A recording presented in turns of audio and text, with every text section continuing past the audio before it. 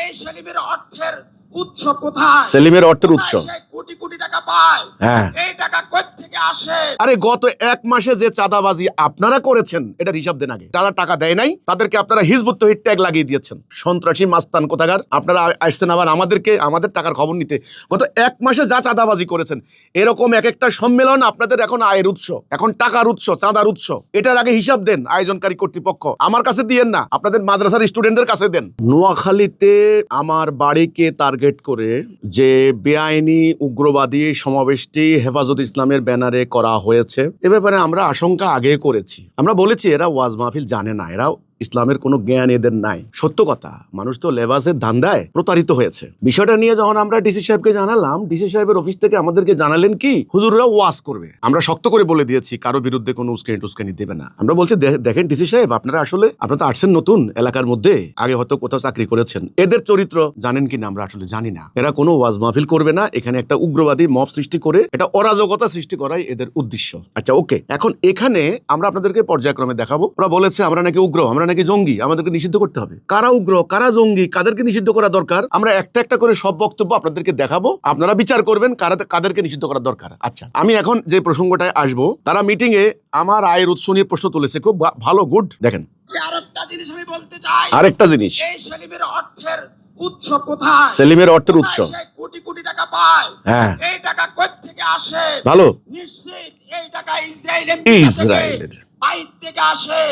এই টাকা দিয়ে এই দেশের ইমান, মুসলমানদের ইমান বিধ্বংসী করা, মুসলমানদের ইমান। আচ্ছা, এখন কথা হলো, ভালো কথা বলছেন আপনি। প্রথম অংশটা ভালোই দাবি করছেন যে আয়ের উৎস কি। আমিও সরকারের প্রতি দাবি করবো আপনাদের আয়ের উৎস কি, আপনাদের মাদ্রাসায় কারা টাকা দেয়, কত টাকা দেয়, সরকারকে কত টাকা ট্যাক্স দিয়েছেন। ভালো কথা, মাদ্রাসার আয়ের উৎস কি এটা নিয়ে প্রশ্ন তো কেউ তোলে না। আপনারা গায়ের জোরে ঠেলা এই পর্যন্ত জিনিসগুলোরে আউট করে দিয়েছেন। আমার আয়ের উৎস জানতে চাইছেন, ভালো তো, খুব ভালো, গুড, আমি অ্যাপ্রিসিয়েট করছি এটা। আমার এলাকার মানুষ তো জানে আমরা কি করে খাই। আমার আব্বা 80 বছর বয়স, এখনো পরিশ্রম করেন। এলাকার উন্নয়ন কথা চিন্তা করে আমরা কিভাবে দেশ থেকে পণ্য বিদেশেও রপ্তানি করতে পারি, আমরা সেটা নিয়েও কাজ করছি। আমরা আমাদের শ্রম ঘাম, আমার প্রত্যেকটা কর্মী দিন রাত কি অমানসিক পরিশ্রম করে হালাল উপায়ে রোজগার করছি। সরকারকে ট্যাক্স দিচ্ছি বছর বছর লাখ লাখ টাকা। ভালো কথা, তদন্ত করেন। হ্যাঁ, ইসরায়েলের নিশ্চয়ই ইসরায়েল টাকা দেয়। ওই যে সেই বিখ্যাত গল্প, রাতের বেলা ওই একটা পুকুরের দুই ঘাটে দুইজন লোক হাত মুখ ধুচ্ছে বা মানে অজু করছে। তো যিনি তাহাজ্জুদ নামাজ পড়তে উঠেছেন,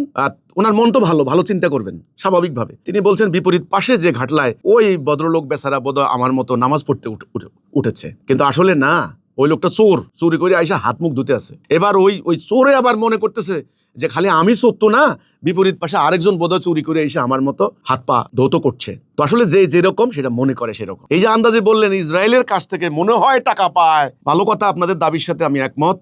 তদন্ত হোক, থরলি তদন্ত হোক, আপনাদের টাকা কোথা থেকে আসে আর আমার টাকা কোথা থেকে আসে। গুড। আরে গত এক মাসে যে চাঁদাবাজি আপনারা করেছেন এটার হিসাব দেন আগে, এটার হিসাব দেন।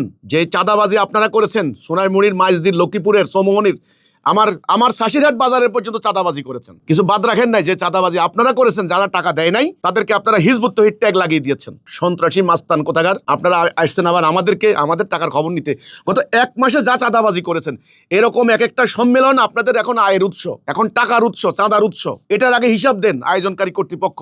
আমার কাছে দিয়েন না, আপনাদের মাদ্রাসার স্টুডেন্টদের কাছে দেন। মাদ্রাসার স্টুডেন্টরাই, তোমরাই আগে এটার বিচার হিসাব নাও যে গত এক মাসে আন্দোলন, এই যে সম্মেলন সামনে রেখে যে চাঁদাবাজি করছেন, এই চাঁদাবাজির হিসাব দেন হুজুর। এটা হলো আমার কথাটা। আমার আয়ের উৎস, খুব ভালো কথা। আপনাদেরও আয়ের উৎস কি এটাও হিসাব দেন, আমিও দেব। আসেন দেখেন, জনগণকে দেখান কে কি করে ভাত খায়। এবার ধরা খাবেন, কিন্তু এবার ধরা খাওয়ার জন্য আপনারা মাঠে নামছেন। ইনশাল্লাহ এই ধরা আল্লাহর ধরা।